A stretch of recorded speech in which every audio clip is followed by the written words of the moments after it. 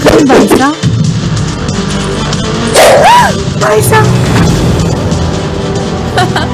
बोलो कमला, क्या कह रही थी? बाईसा, आपकी सहेली आई है। अरे पद्मा, रत्ना, पार्वती, आओ आओ अंदर आओ। तुमने तो हम सबको डरा ही दिया था किरण। बस परिहास था। तुम सब इतना सज धज कर क्यों आए हो? आज कोई विशेष पर्व तो नहीं? आज हम सब मेले में जा रहे हैं। मेला? कैसा मेला? इसीलिए तो तुम्हें लेने आए हैं, चलकर स्वयं देख लो। पर आज कौन सा मेला है पार्वती? तुम्हें नहीं पता? आज खुशरोज मेला है। खुशरोज मेला? ये नाम तो हमने पहले कभी नहीं सुना। हाँ, ये मेला बादशाह अकबर ने शुरू करवाया है। तो इसमें विशेष क्या है? हमें नहीं जाना ऐसे किसी मेले में जो उस क्रूर बादशाह अकबर ने शुरू करवाया हो। किरण, एक बार चलकर देखो तो। ये मेला माह में एक बार ही लगता है, वो भी किसी त्योहार के 90वें दिन। और सबसे अच्छी बात कि ये सिर्फ महिलाओं के लिए है। हम बिना पर्दे और बिना संकोच के पूरे मेले में घूम सकते हैं। कोई भी पुरुष वहां प्रवेश नहीं कर सकता। रत्ना, हमने कह दिया ना, हम नहीं जाएंगे। जानती हो, इस मेले को देखने के लिए स्त्रियां दूर दूर से आती हैं। और वहाँ के मीना बाजार की सजावट तो घनी चौखिला गए। पर हम चलो ना किरण। हमने इस मेले का माह भर से इंतजार किया है। तुम नहीं जाओगी तो हम भी नहीं जाएंगे। अच्छा ठीक है, हम भी चलते हैं, पर एक क्षण रुको।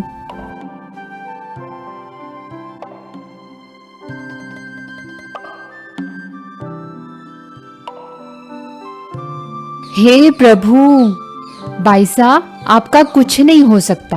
क्या हुआ रत्ना? आप तो ऐसे तैयार हो रही हैं जैसे किसी युद्ध पर जाना हो। हम मेले में जा रहे हैं किरण। इस कटार की क्या जरूरत है? आत्मरक्षा के लिए। तुम तो जानती ही हो कि आज हमारा राष्ट्र मुगलों के कितने बड़े संकट से जूझ रहा है। ऐसे में अपनी मर्यादा की रक्षा के लिए हम लड़कियों को सजग रहना चाहिए। हमारी संस्कृति ने हमें मर्यादा के साथ साहस की भी शिक्षा दी है। पर किरण, आए दिन ऐसी ऐसी घटनाएं सुनने को मिलती है जिन्हें सुनकर आत्मा विचलित हो जाती है।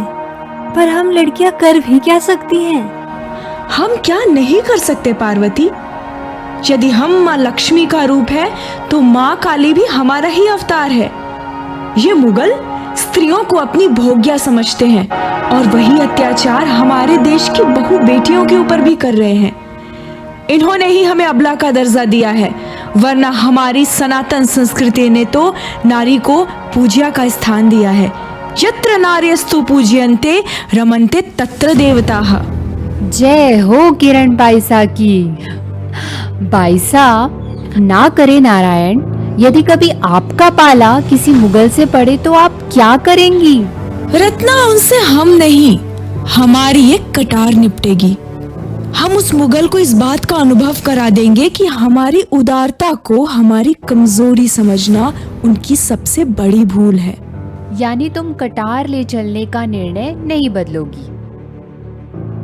नहीं, बिल्कुल नहीं। हम राजपूत हैं और कटार तो हमारा आभूषण है। अरे रहने दो रत्ना, कटार लेकर जाने में हानि ही क्या है? हमें जाने में विलंब हो रहा है, शीघ्र चलो। हाँ हाँ चलो। पधारिए बाईसा।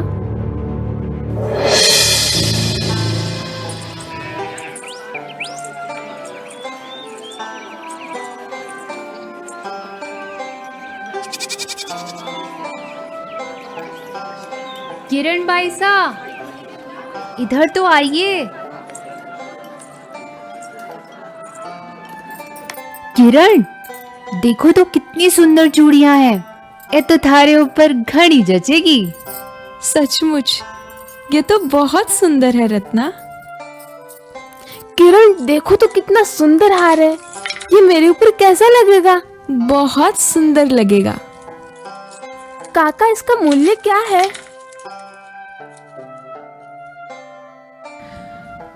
अद्भुत, कितनी सुंदर कारीगरी है इसकी। ए लड़की, देखकर नहीं चल सकती? क्षमा कीजिए। अब क्षमा मांगने से क्या होगा? आपका बहुत बहुत धन्यवाद। कहाँ रह गई थी किरण? चलो अब वापस चलते हैं। हाँ हाँ चलो।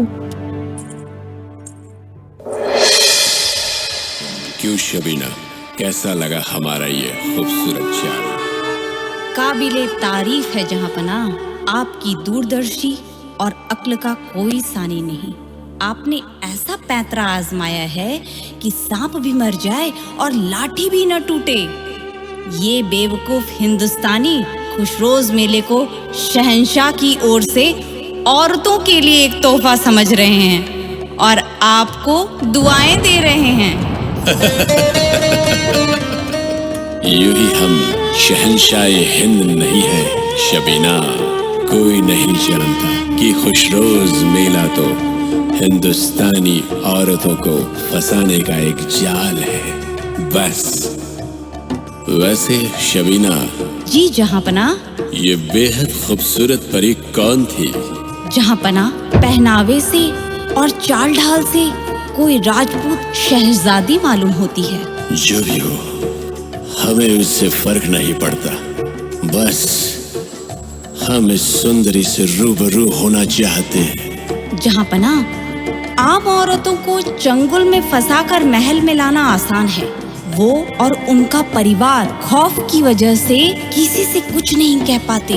पर ये राजपूतों की शहजादी है, राजघराने से है, इसलिए उसे लाने के लिए भी मशक्कत करनी पड़ेगी। मिल भी जाए तो इसे बहलाना मुश्किल है जहांपना।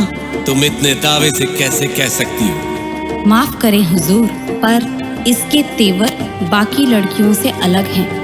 ये शहजादी खूबसूरत होने के साथ साथ काफी बेखौफ और जाबाज मालूम होती है। शाबाश शबीना, क्या खूब पहचान है तुम्हें हीरे की। ऐसे ही हम इस परी के कायल नहीं हुए। कुछ तो बात है इसमें, कुछ अलग ही नूर है उसके चेहरे पर। बस कैसे भी करके उसे हमारे महल में ले आओ। हुक्म की तामील हो। जो हुक्म शहंशाह हिंद।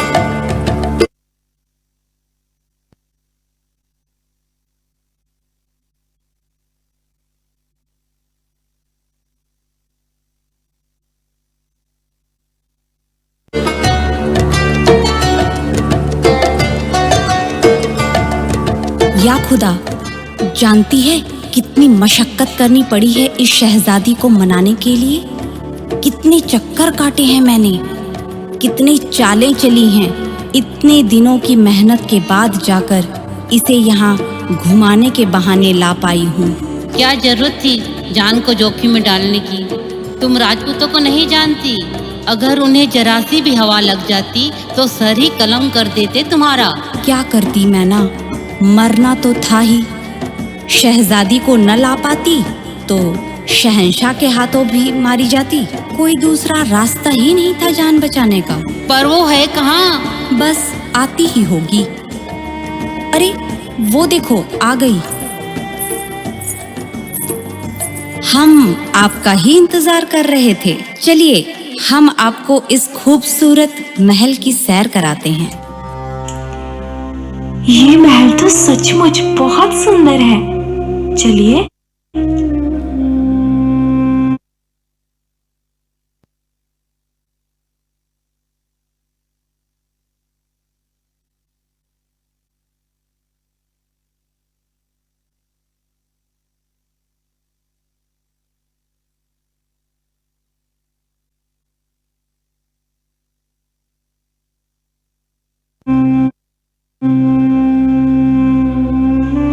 मैना, यहाँ तो।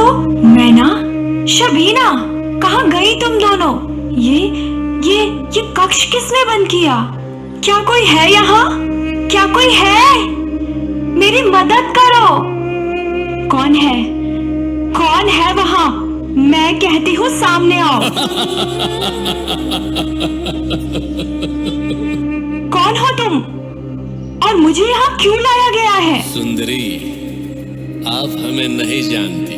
हम हैं शहंशाह हिंद जलालुद्दीन मोहम्मद अकबर। अकबर? चौंक गई ना?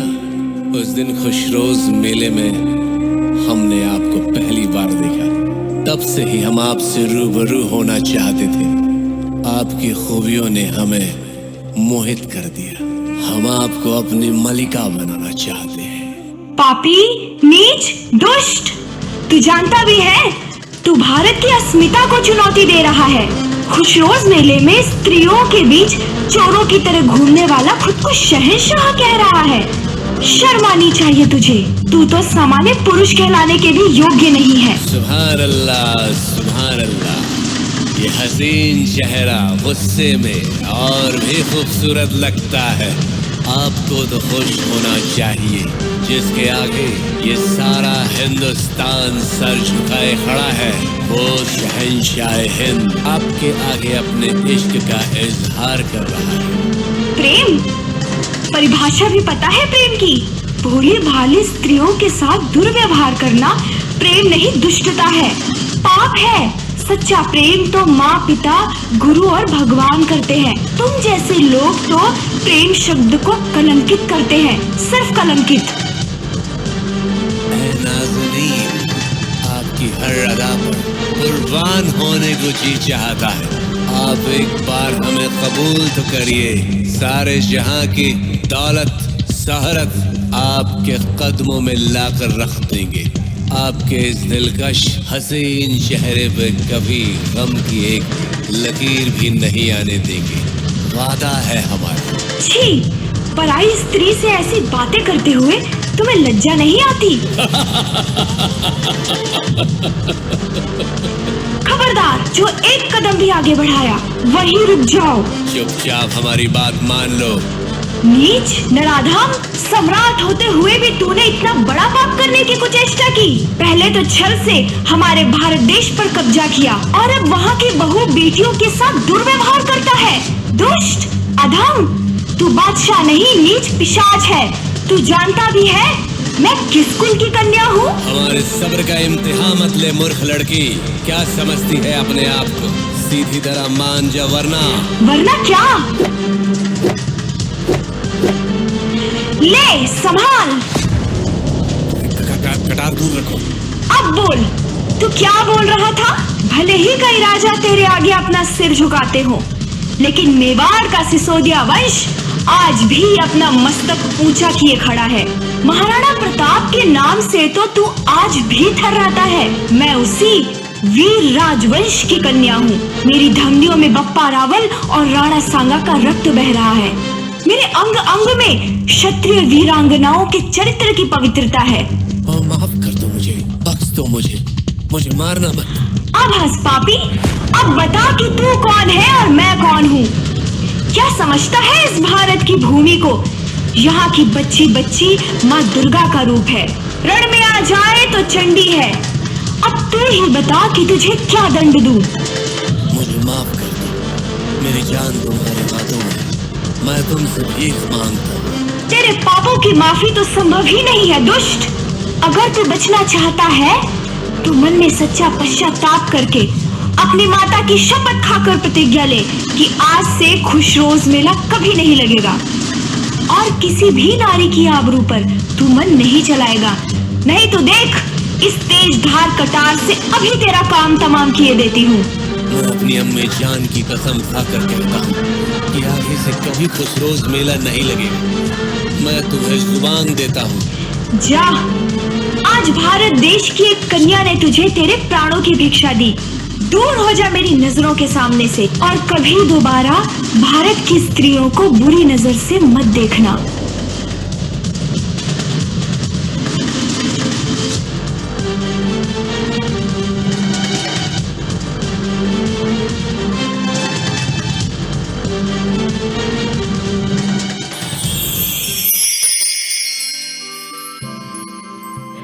तेजस्विनी और वीरांगना किरण देवी ने उस मुगल के हाथों से अपने सतीत्व की रक्षा तो की, साथ ही अन्य नारियों के सतीत्व की रक्षा के लिए खुशरोज मेला भी बंद करवा दिया।